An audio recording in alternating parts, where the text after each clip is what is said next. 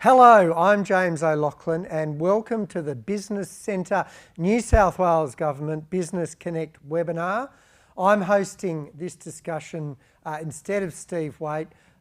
Big shoes to fill and I will do my best. And I'm very excited to be speaking to Kate Lyall, who with her husband David run Be Innovative, an ag tech company that helps farmers know more about where their bees are and where their bees aren't and what they're doing and what they're not doing, which helps those farmers make better decisions that can lead to increased yields and profits. It's a really interesting area, and we're going to find out how it works, what Kate has learnt from taking this from idea to what is rapidly becoming a very successful company.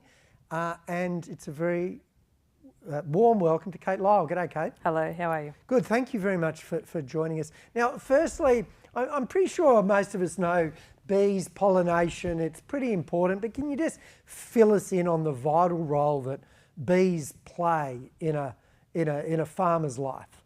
Yeah, so bees are huge. So bees are brought in to pollinate farmers' crops. So 75% of the food we eat is pollinated by bees.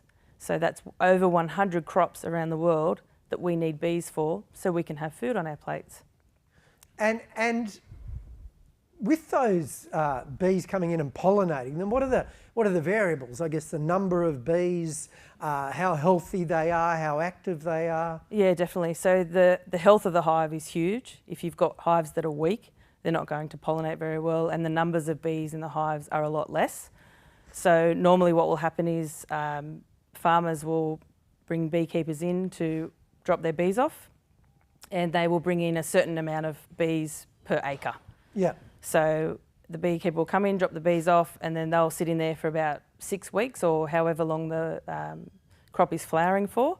And then once that's finished, the beekeeper will come and take those bees away, and then the fruit will develop after that. And that's a system that's been operating for quite some time, isn't it? Absolutely. So this process hasn't changed in 200 years. The way we pollinate food now is how we did it 200 years ago. And in Newcastle and the Hunter, what crops are we talking about, mate? There's not too many around here, but in New South Wales there's quite a lot. There's you've got blueberries and raspberries up around Coffs Harbour. Further north you've got macadamias around Byron Bay. And heading south you then go into almonds, apples. So it's quite spread out. Right. And if there were no bees, what would happen to the crop? Depending on the crop. So almonds is a good example. So 100% dependent on bees to get almonds. Yeah. So they don't wind pollinate at all. Some crops will wind pollinate somewhat. Sunflowers is a good example. But it's very well known that bringing bees in as well will increase the yield of that crop, because you get that genetic diversity with the bees. So if you've got wind pollination, you get pollen coming from a certain area in the crop. But bees flying all around the crop will increase the yield quite a bit. So that's the world we're in. Now you are a nuclear medicine scientist, right? And your husband and co-founder David is in that world as well? Correct. So what is the overlap between that world and the world of bees? It's a funny overlap. We're both beekeepers. My husband's been a beekeeper for 30 odd years. Really? So we're already... You mean professional or just for fun? No, we do contract pollination, so professional. So we're already in that industry. Yes. With my work, we track isotopes around the human body. So I guess that whole tracking nature is what the world I'm in. Yeah.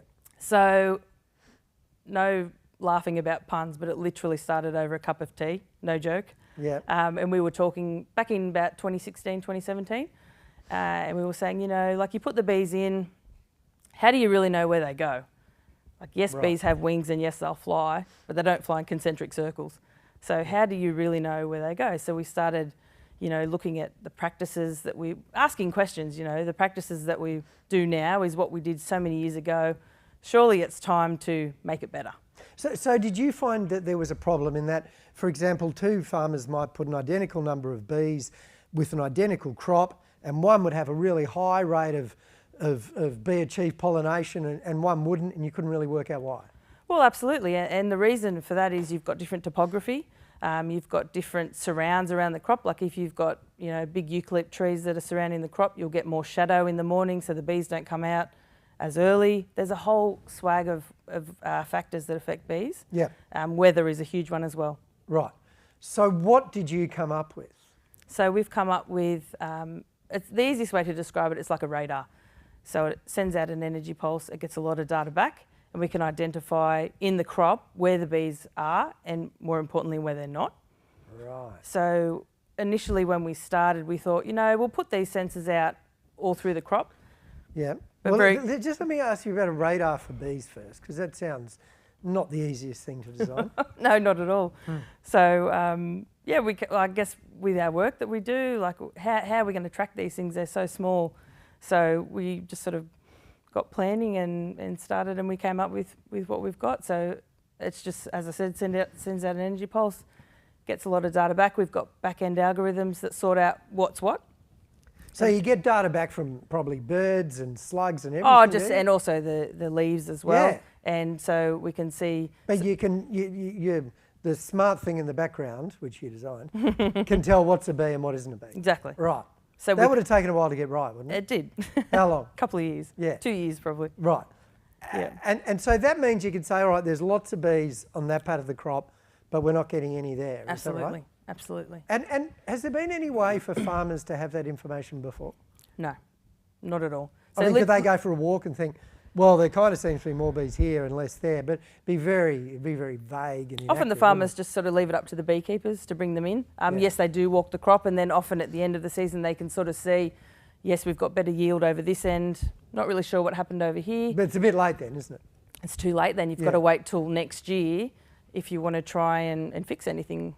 Right. So you can, in the early vital days of when you're wanting the bee-led pollination to occur, say this part of the crop is getting it, this bit isn't. Yes, And yes, absolutely.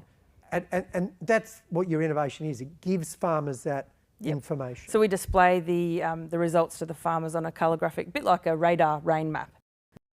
Yeah. So it's very easy. It's got 3 colours, very easy to interpret.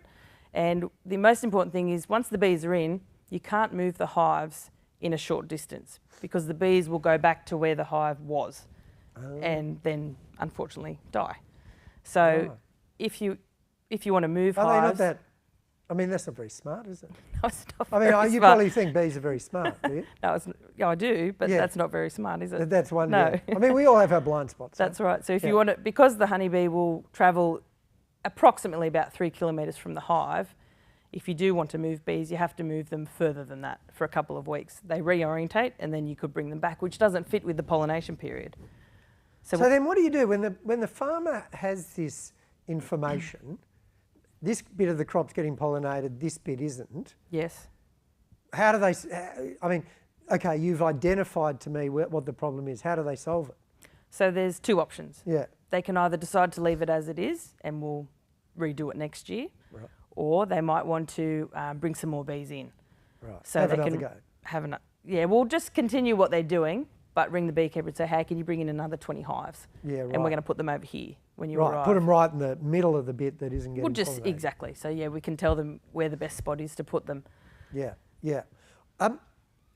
You mentioned that bit where you said the radar we displayed in 3 colours. So it's really important, isn't it? You've got all these very technical engineering behind it, this analysis of information to come up with where the bees are. But the farmers don't care about any of that. They just want to see really clearly where the bees are and where they are. Exactly, and they want a simple answer. What do I do? Tell me what to do. Yeah. Definitely. Yeah. So they find that colour display very easy to interpret. Was there a bit of trial and error in there getting was. that right? There was. Were you too complicated at first? Absolutely. Yeah. Yeah, we've worked out how to make it more simple for them, and they appreciate that. What so was it was too much information at the beginning. Right. So they said, no, we don't want to know all this, written reports and all that sort of stuff. We just want to see visually what they're doing, and then we can make changes. Right. And how did you find out that the first way you designed it was a bit too complex? I mean, were you continually asking your first customers or people you're doing trials with? That's right. Yeah, continually asking them and getting their feedback, and then we can incorporate feedback into what we present. And do you have to be a bit humble there? Because it's tempting to think, look at this wonderful thing I designed, and they're going, well, it's too complicated, and it would be easy then to get defensive and say, well, that's your fault, wouldn't it? I guess you could, yeah. But I think with a startup, you've got to realise that there's many different customers that you work with. A lot of them will have different opinions, and we work across a lot of crops as well. So each customer might need a variation compared to, say, almonds versus macadamias.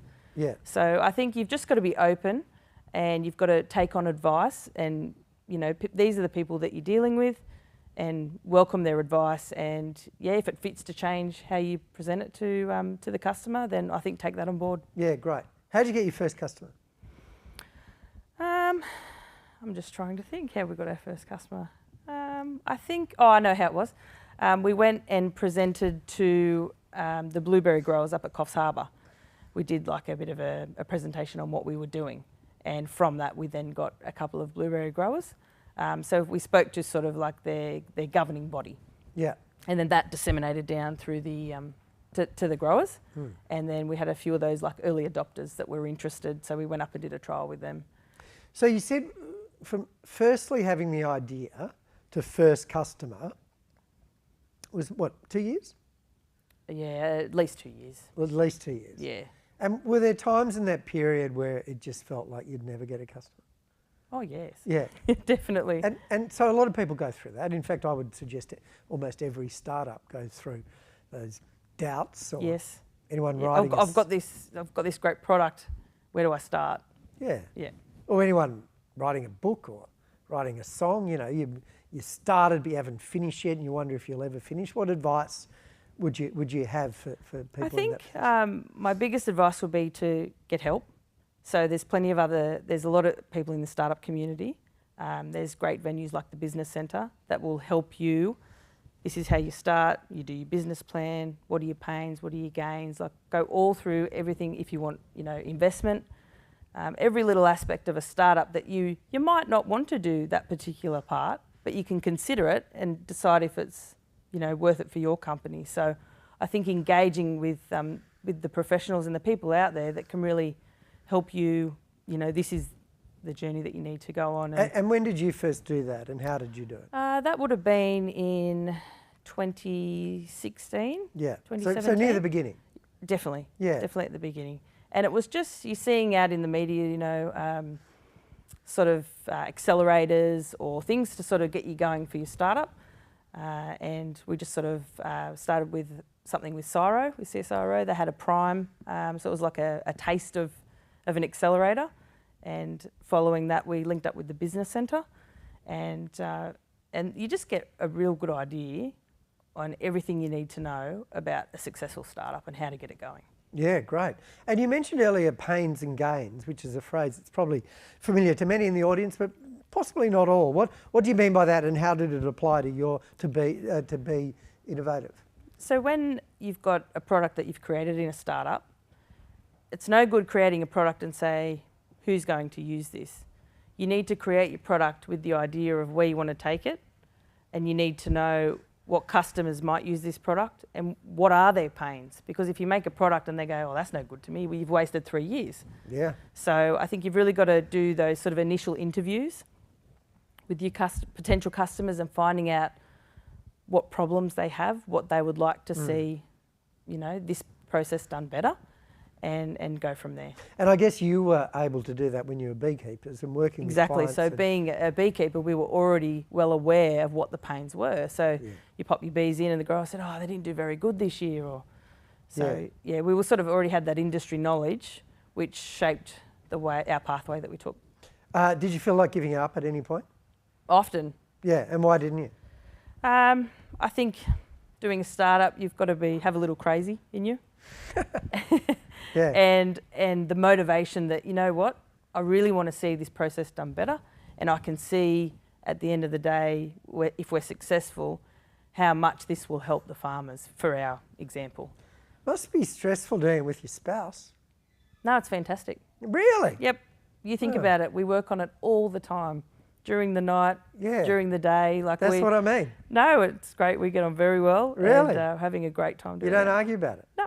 Wow. Yep. So there's another side business, marriage counselling for people who work together. Are there some specific, you mentioned seek advice early. Are there other things that you have learned that might be useful to other people going on the same journey? I think probably one of the biggest things is you will feel overwhelmed the whole way through. Yeah. And even to this day I still do. But I think just keep in mind that end picture. Know that there's been so many startups before you go through, and many are successful, many aren't. And I think, just keep that in mind. And you basically feel like you're jumping off a cliff and you're building the plane on the way down. Yeah. And you feel like that the whole time. But I just keep that end goal in mind. Mm. And did you have, you might be a very optimistic person, are you? I think I am. Yeah. So do you always think, I reckon this is going to work? Yeah. But did you kind of contingency plan and think, all right, we're both in this. If it doesn't work, what's our exit strategy? Oh, definitely. Yeah. Definitely. So, I mean, don't dissuade for the side hustle. So we've got a few side hustles, like we're beekeepers. So, we run a bee business and we sell honey and honeycomb and that sort of thing. So, and I think be open to the feedback that you get from the product that you've created. We might need to turn this on its head. So we've actually got another model that the product can be used for, and that's a biosecurity model. Tell us more about that. How does that work? So basically, there's a little mite called Varroa destructor. Now, we're the only country in the world that doesn't have that mite at this stage, and it decimates bee populations around the world. So our experience with beekeepers over in America, every year they will lose 50% of their hives through Varroa. Wow. Or if you're a really good beekeeper and you're on your game, 20%. So that's still a lot every year. So this was probably the original kernel, one of the original kernels for this idea as well.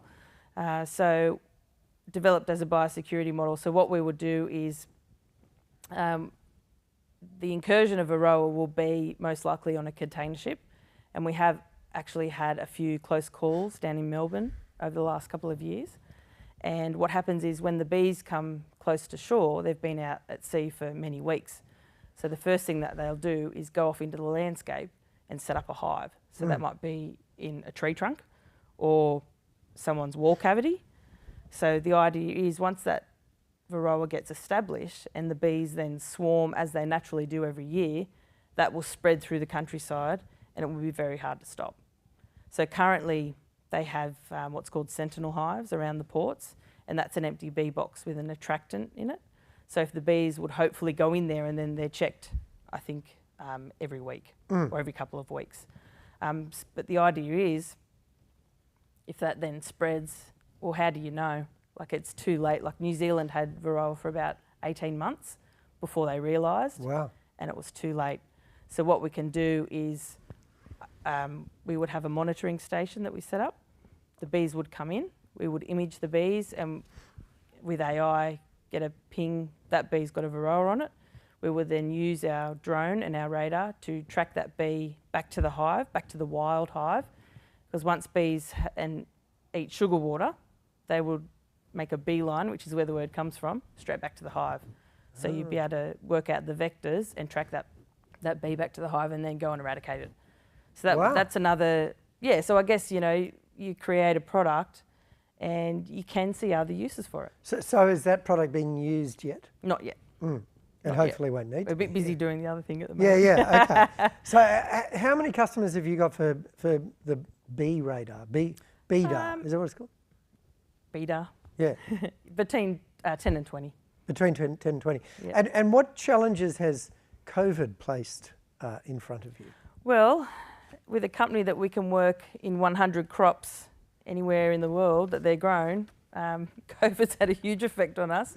We've had our wings clipped severely. However, we've had Did you have overseas customers? Yes, so over in America, we were also speaking to people in France, and so all that's on pause to be done probably in the following year, fingers crossed, if COVID settles down. But we just don't know. But luckily we've had enough interest in Australia that we've just been continuing on working. So we've been quite lucky. Farmers are still growing crops. Yeah. So bees Well, are when still you say happening. in Australia, I mean, in New South Wales you would have been fine, but what about interstate? Well, that's been really interesting. So we had, for example, a good example, back in August, we had a job literally just across the border, across the river. It was like the next property. So you could see it from New South Wales, yes. It was an almond crop. And we were going down there, they were spraying out a bee attractant, and we were going down there to image and assess where the bees were and how well this attractant was working. So you get all your permits ready, you're following what's happening in the media, you're ringing, you know, the services to find out exactly what the rules are. 10 o'clock at night, we're sitting at the border going, the rules are about to change tomorrow, what will they be? They can't tell you. So we sort of rang the company and said, look, if we come over to Victoria, we can do the job, but then we have to leave all of our vehicles and equipment there and fly home through Sydney. So it was just not tenable. So we rang them and said, because it was an almond crop that is quite large and they have many properties, they had a property in New South Wales, so we just shifted the work to that one in New South Wales. So that was fine. We did that job, no worries. Following that, the rules have changed and they've brought in a critical agriculture worker, beekeeper being one of them. So when we go on these jobs, often we take our bees as well. The farmer's interested in us taking our bees. If they're having trouble getting other beekeepers in, or they say, oh, you can do the bees, you can do the radar as well. So we're able to travel with bees under this new rule, and that's what we did recently. So it sounds like the challenge was more just complying with whatever rules about where you could go, rather than having to kind of pivot the business or anything like that. Exactly, it's just complying with the rules. We're very lucky. As I said, farmers are still growing food crops. Bees are still travelling around the country to pollinate those crops. So like you say, we just had to fit in with what the current rules were for the time. Yeah. So would you have, people at a lot of businesses at the moment are kind of working out what to do and how to stay afloat. You've been through difficult times because you're a startup, and every startup goes through difficult times. What insights, if any, or learnings have you got about that? In relation to COVID, or just in general? Just generally, I think. Just in general. I think, look, it's going to be what you think your company will be, and the product you're going to develop may not be the right fit for your customers. So I think,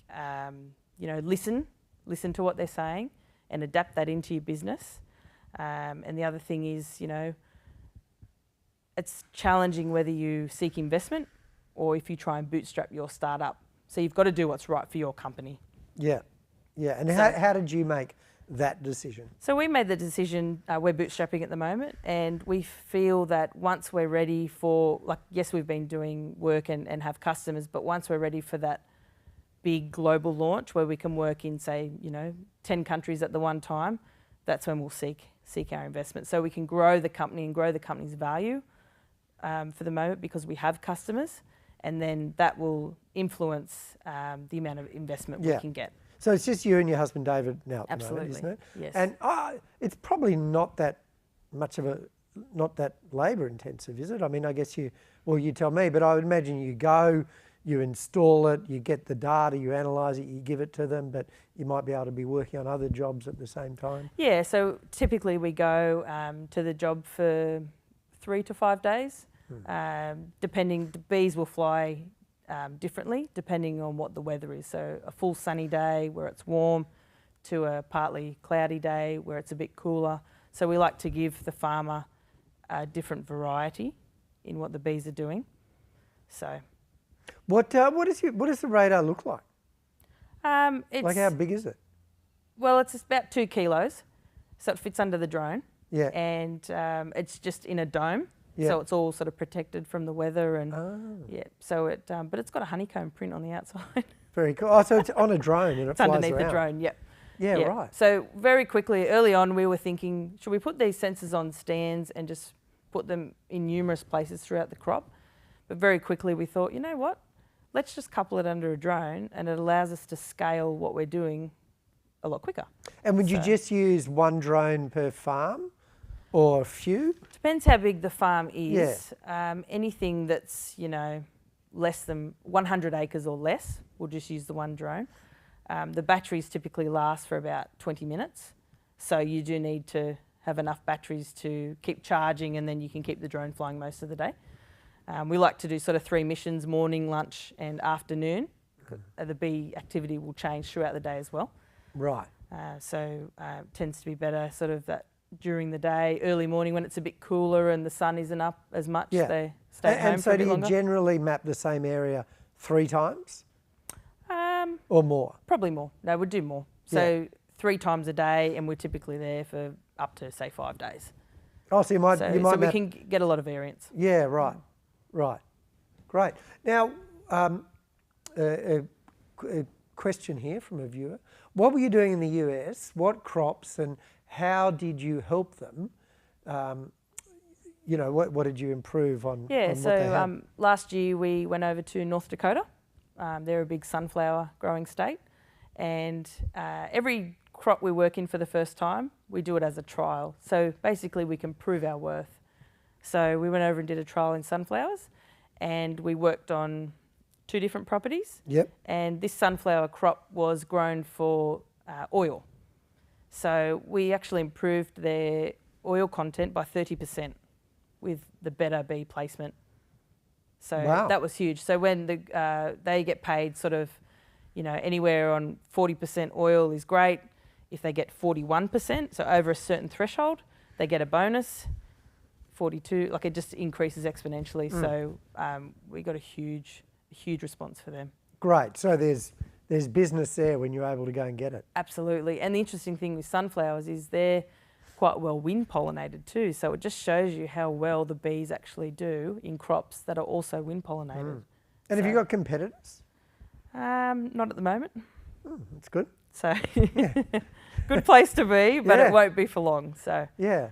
I mean, it really is there is I guess one of the trends in startups over the last few years have been businesses that can measure things that previously hasn't been measured, whether it be the quality of soil. There's a startup in Newcastle doing that, whether it be how farmers are using water, whether it be electricity use in the home or whatever. Yes. But they're all doing the same thing. They're measuring things which previously we couldn't measure accurately, and simply giving the information to the end user in a way that's really easy for them to interpret and then make better decisions and allocate resources better. So there's a great, I guess in any industry, there's a great opportunity. Just go around and say, what do people need to know but that isn't being measured yet? Which is what you guys did, right? yeah, look, I think we've been lucky, and I think already being in the beekeeping industry, you sort of almost had a bit of an inside knowledge. Yeah. And then coupled with our scientific backgrounds, it just came together quite Well, yours nicely. is one of the hardest things to measure, I reckon. I mean, it must have been really complicated, a radar for bees. What results have farmers using bee innovative seen in terms of yield and profits? Huge. So as I said, the 30% increase in oil content for sunflowers. A blueberry farm that we worked on, we increased their profit at least $20,000 an acre. Wow. Over 14 acres. So when you add that up, that's quite significant. So we've had really good results. Yeah. Really, really good results. Great. Another question.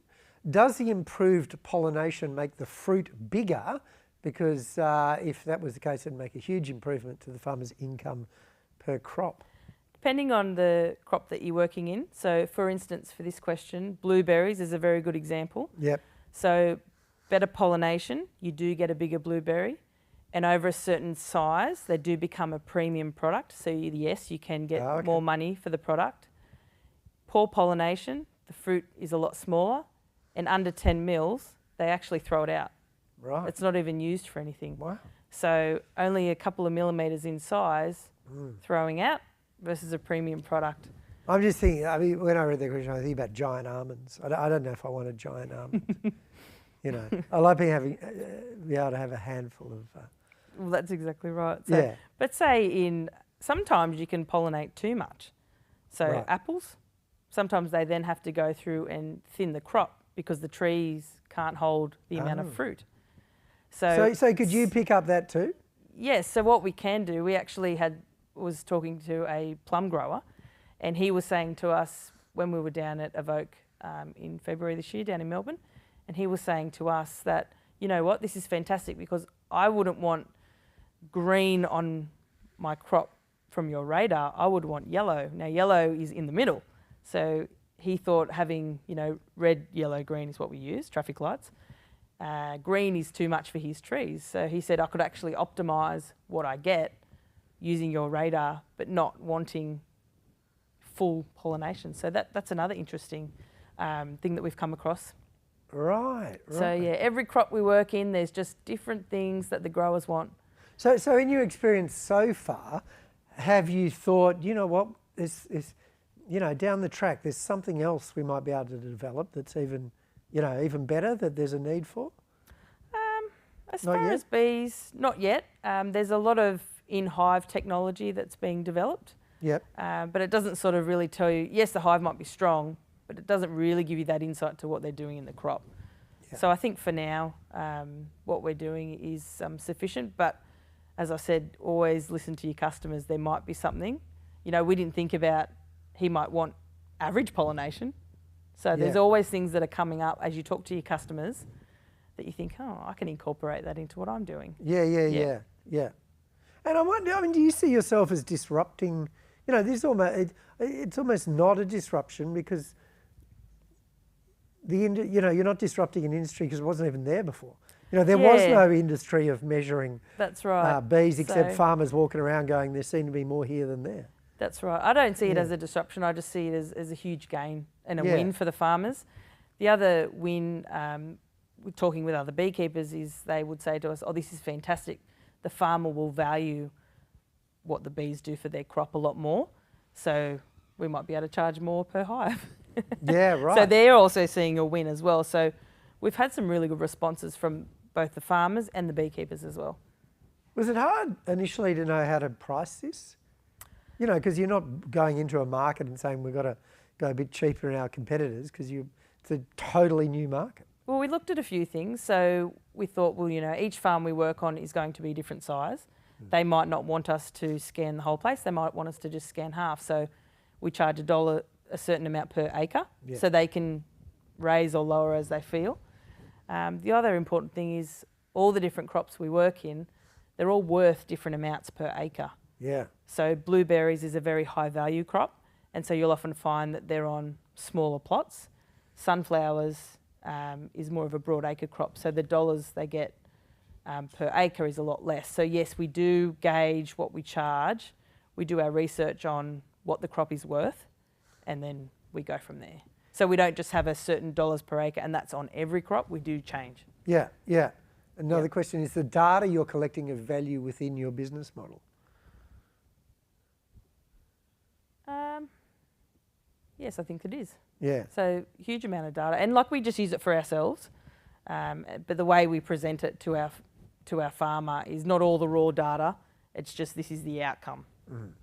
But I guess the more customers that you have, the more you can go, we've worked with 100 customers and their average increase in yield is 13%, or, we've found that generally bees only pollinate 78% of the area they're supposed to, or, you learn more and more. It's huge amount. And the other thing too is we see the business in the future actually becoming a predictive model. So it won't be us out in the crop scanning over the years, and we feel it'll be, say, 5 to 7 years, it might be more. All the data we're collecting about the weather, all those microclimates, we're going to be able to put that all into a software that they might ring us up and say, where should I put my bees? And we can go through all of that, and it becomes a predictive model. Because as you go through the crops, you are seeing patterns. Yeah. Definitely. So we feel that would be a huge way to scale what we do, and it could be a subscription model. So you change the way that you run your business as you progress and mature. So have you learned something from the data you've collected so far that surprised you about bee behaviour? I think I knew in the sunflowers that I was hoping that we would have a positive impact. I didn't think we would get such a huge impact like that. 30%. Like, I was not expecting that at all, considering they're wind pollinated so well, and bees just add that sort of genetic diversity. But it was massive, and the blueberries to increase their profits by so much money per acre. I was just blown away. But I was thinking of maybe something like, we've found that 90% of the time bees will go north of their hive rather than south or something. They certainly fly different patterns upwind and downwind and crosswinds, absolutely. So we have seen a huge, interesting things like that. Yeah. Definitely. And, the way the hives are facing towards the sun and shadows and that sort of thing, they'll tend to stick on the sunny side of that plant versus the shaded side of that on the opposite side. So there's lots of different things that we're picking up. Yeah, and that'll help you. You should really have a second business that's you already are beekeepers, but that works in tandem with this, that's beekeeping, that can use all the data that they're collecting to ensure that they place the hives in the optimal spot. Yes, absolutely. You're doing that? Yeah. Oh, good. Does Be Innovative have a role in protecting the precious part that bees play in our ecosystem? Well, definitely, I think in two ways. So we've got the biosecurity model, like that will be huge. So if we're the only country without varroa, if we can protect that, that's massive for our beekeeping industry, and it's huge for our farmers. Like, if varroa comes in, borders may shut. It's going to be really hard to get food crops pollinated and pollinated properly. Yeah. So I think that will be huge. And I think what we're doing now, it's food security. Yeah. So if we're helping farmers grow more product, they're more sustainable. There's more food out there for the world. So I think this is a really good thing for society. Yeah, yeah. What's been the best bit so far? I think the best bit is getting the results from doing our trials. So initially in that first crop, because you really don't know, and so we always just toe in the water, see what we're up to. You think it's going to work. You think it's going to work, and it should work theoretically, but actually seeing those results, and then sometimes we work all the way through to harvest, so we've got what our bees are doing. We then follow right through to harvest, and we can actually say, look, in this area where you had really good pollination, this is the yield you got. In the red area, wasn't very good, was it? And this is what you got. And showing the farmer that difference is fantastic. And what's been the worst bit? The late nights, I think. Yeah, right. Working. Yeah, but it's all worth it. Yeah, and you never argue with your business partner, husband, which sounds fantastic. Is there anything else you want to say from your experience and what you've learnt to other people going on this startup journey? I think, look, from my background, a scientific background, a startup is such a foreign thing. Yeah. And even to this day, I still feel, I guess, nervous a lot of the time because it's all new. And I'm sure that will change as we go through a bit more time. But I think have the guts to do it. Have the determination. Don't get worried, it's too much. Like, you can make it work. Yeah. You can always make it work, and there's things that you can manage in your life, but just take that leap. Yeah. And now, when you say take that leap, it's easy, not easy, but easier to take the leap with your own time, with your own hopes. What about financially? Have you had to put yourself on the line financially? Have you had to put yourself in a situation where you thought, if this business doesn't work, we're in real financial trouble? I think being a husband and wife team, which is quite unusual, we're both in it. So we certainly had the family's security forefront. Yeah. So I think what that's created is not, sometimes you might get the situation, well, I'll jump out of my job and go and do this startup, and you'll keep working in your job, and then we'll be financially secure. Like, we've basically just had to work twice as hard to get this done, and we are, and we're loving it. So I think it's just to work very hard, and the rewards are there. So next steps, grow the business in New South Wales, and when you're able, over the rest of the country. Fingers crossed COVID relaxes and yeah, and yep. then when you're able to go overseas again, that might be the time when you're looking for more investment, more staff. Definitely. So Yeah. what I see us having is, we'll have an office over in the US, and we'll have one over in Europe, and then that will, staff what needs to be done Yeah. across the sea. And do you need more staff here yet? We're okay at the moment, but No, we're ever evolving. I wasn't applying. But you'll need some help soon, won't you? Oh, definitely. It's only two of you. Definitely. There's only two of us, and we've Yeah. got children, so Yeah. it makes it tough. How old are but, your children? They range from 19 down to 3. Really? Yep. Wow. And how many in between? Oh, we've got 4. Right. Right. So that's been another part of the balancing act, right? Yeah, huge balancing act. Yeah. But, the younger 2 boys are quite like their beekeeping, funnily enough. So Do they? they're happy to come along sometimes. Yeah, right. Yep. Yeah, I'd love to Yeah. have a go at beekeeping. I'm be a bit scared though. Oh, you get a suit, you're right. Do you get stung though? Yeah. A few times. That sounds good. Yeah. Do you still get stung? Do they? Yeah. Yeah. Sometimes you get stung through your glove. Right. So I wear a full suit. My husband wears just a jacket and jeans, and he gets stung a bit through the jeans. But Right. Stings don't hurt him anymore. no, you just pull them out pretty quick. Right. Yeah, but you've got your smoker, so they calm down a lot with I the see. smoke. So And when do they sting you? Do they sting you when they're scared? when they feel threatened, Yeah. so Right. But they don't get to or know if you. you squash one of their mates, they Fair enough. give off a pheromone, and the others get a bit cranky. Yeah. Right. Yeah, Yeah. But you like them? yeah, Like they're good guys? yep. Yeah. They do a lot for the world, so Yeah, they do. I'll Yeah. take the stings. Yeah, right. Oh, good on you. Well, you're taking the stings for all of us. Kate, it was lovely to hear about Be Innovative and your story from idea to successful business, and the future seems bright, right? It does. Yeah. It does. Well, good on you. Congratulations. Now, if you Thank want you. to get in touch with Kate or Be Innovative, they've got a website, or you can contact the Business Centre and they'll forward your details. To find out more, like the Business Centre on Facebook, LinkedIn or Instagram, Twitter or Google. The Business Centre are fantastic at helping people who have a business and have a great idea like Kate, and they're grappling with it, and it's all coming at them, and they just need some help and guidance and knowledge and mentorship, and these guys have done it all a million times and really good at helping businesses, new businesses or established businesses. There are more, so you can Google the Business Centre to find out more about how they can help. There are more Business Connect webcasts on business disruption on their YouTube channel. And on behalf of the Business Centre, I'd like to thank and acknowledge the support of the New South Wales Government's Business Connect program in funding the development and production of these small business disruption webcasts. You can Google the New South Wales Business Connect program and register for and access more fully subsidised support, including one or more sessions with a qualified and experienced business advisor from anyone in New South Wales. I was just talking to the Newcastle ones, the Savo, and let me tell you, they know stuff. They're good.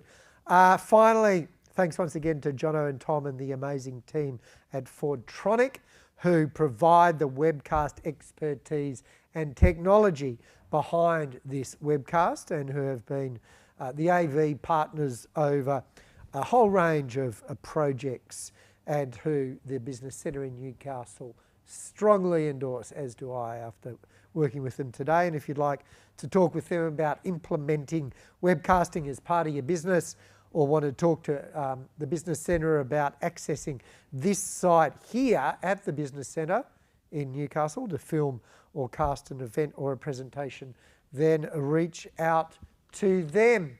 It's been great being the guest presenter. Thanks, Kate. I've enjoyed it. Steve will be back next time with his indomitable style. Good evening.